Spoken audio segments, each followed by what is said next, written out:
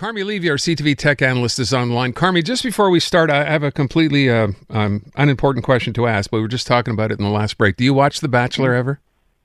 No, right, I don't. Just checking. Ever? Never? I've watched it a few times over the years. Okay. And I'll admit I'm not a fan. I know that makes me terrible. No, that's fine. You're off the Bachelor train. Okay, let me get to the story on NVIDIA. People may know the name, may not know the name. They make computer circuit boards. They've been around forever. I remember buying graphic cards made by NVIDIA years ago.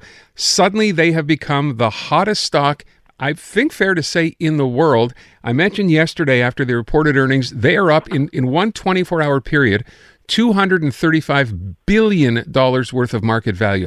Who are these people? What is the issue with these chips? And what's it mean to the average consumer out there the next time you upgrade your computer?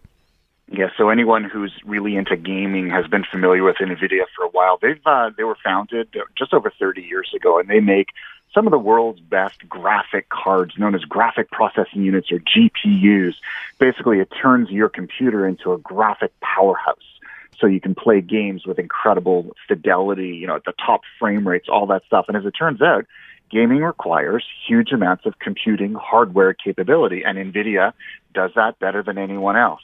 Well, wouldn't you know that GPU technology is exactly the same technology that is needed to power artificial intelligence. When you ask ChatGPT a question or you use Google Gemini to generate an image, it requires huge amounts of computing power. And as it turns out, NVIDIA's chips and their hardware, their equipment, are the best in the world. And so every company, if you're buying a laptop, they're increasingly putting this technology into your laptop, but also they're building data centers with it. Meta is buying the technology. Amazon is buying the technology. Data centers are increasingly being populated with NVIDIA hardware. And of course, so as NVIDIA's fortunes go up, everyone kind of looks to that company as the bellwether. If NVIDIA is doing well, it means that the entire industry is taking this AI thing seriously. It means that it's going to continue to do well. And so just yesterday, they released their financial results for the quarter, and they were blowout. They were even bigger than analysts expected. The forecast for the next quarter is even larger, and basically this company is firing on all cylinders. So everyone is saying, well, NVIDIA is incredibly valuable. In fact, at one point it was worth more than Alphabet, which owns Google. And so if NVIDIA is doing so well, then it means that the future of AI is gangbusters. And we'll just keep watching this one company because we don't think of it when we ask ChatGPT a question, but it's generating a lot of computing activity, and apparently NVIDIA is the company to beat. So I know you're not a tech analyst necessarily, but I have one question to ask as I hear you kind of go through their history and what they do. Mm-hmm. It seems kind of weird to me that in a business where it is so competitive, there are so many companies, right? Everyone has its own sort of niche. How is it that no one has managed to come up with something as good or almost as good as what they have? How do they manage to get this and nobody else be able to do it? It is incredibly difficult to create hardware that is both powerful and efficient. So sure, you can build, say, a card or a chip that can crunch a lot of numbers, but it might use a lot of power. It might generate a lot of heat, which would make it really not so great for your laptop, really not so great for a data center where efficiency and cooling are much more important. And so NVIDIA seems to have struck on that balance. And NVIDIA has become the company where the best engineers who specialize in this particular capability want to go work. So they have the best talent, they have the best technology, they have the best what we call roadmap. And as a result, Intel used to be the company that everyone kind of looked to as the world's leading chip maker.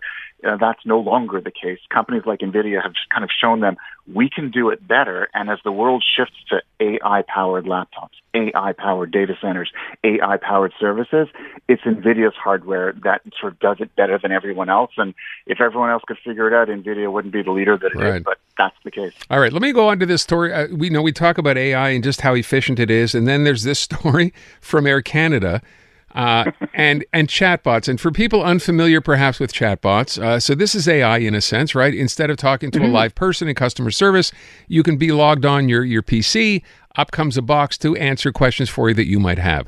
In the case of this Air Canada story, what happened? Exactly. So you look in the corner and look, there's Anna who can help you with your question. And in the past, there would have been a human on the other side, and you would just text chat in that little box with a human. Now, increasingly, it's an artificial intelligence program that's doing it. It's basically like a stripped-down version of ChatGPT. You ask it a question, and based on how it's been trained and programmed, it will give you an answer. And so Air Canada has that on its website. They also have it in their app. And this gentleman was booking a bereavement flight. His grandmother died. And so he was asking, well, can I get this refunded? It's a very expensive ticket. How can I knock that down a little bit? And the chatbot told him that he could go ahead and he could pay the full amount now and then apply for a reduction after the fact, which was not the case. The other parts of the website that actually had the terms of use and the terms of service made it very clear, no refunds at all. We don't care about bereavement. So he goes ahead, takes his trip, buries his grandmother, comes back, and then asks for the reimbursement, and Air Canada refuses. And he challenges them, saying, look, my grandmother died. And they're like, you didn't read this part of the website. He said, your chatbot told me that I could. And they said, you shouldn't have listened to the chatbot.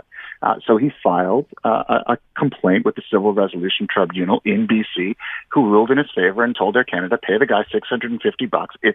You're making it confusing because A, your chatbot is lying, and you're making the customer tell you or figure out where on the website they can get proper information from. You got to do a better job. So it sets an important precedent. And I think Air Canada's got a bit of egg on its face because AI doesn't always tell the truth. We might think it's intelligent, but it's 2024. In some cases, it's still kind of dumb. There you go. And they won. I will point that out. So if that ever happens to anybody else, don't think you're basically out of luck because you got an answer that didn't work and they can blame it on the software. It's their own site that generated this answer. It's their own site, and this reinforces the need. Like, as you're going along, take screen grabs, collect the evidence in case you ever need it afterward. This guy did, and he won. Last story. So we heard this week about a cyber tax increasing. I think we also heard about a big bust, I think, in some cyber gang or hacker somewhere. But what's the story about Canadian banks being a pretty much regular target of these people? So, there's some data that we're seeing from the Office of the Superintendent of Financial Institutions, or OSFI, and they are saying that the number of priority one cyber incidents, in other words, where where service is disrupted or data is leaked, has almost tripled in the last year. Which is actually incredibly frightening because it means that the big banks are increasingly being targeted and they are getting through. They're succeeding in breaking in. They're succeeding in stealing data.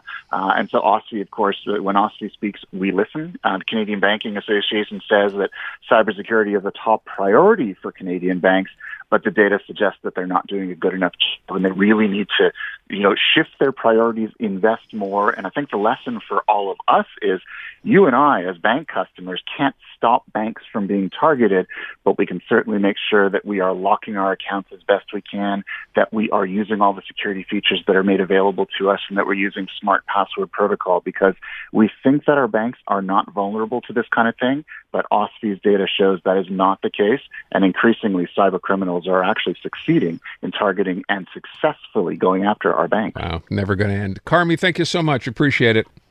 Thanks so much. Carmi Levy, CTV Tech Analyst, brings us up to news at 4 o'clock. When we come back on the other side, James Menny. Montreal Now, brought to you by Dormez-vous. If you and your partner have mismatched sleep needs, then talk to a sleep expert.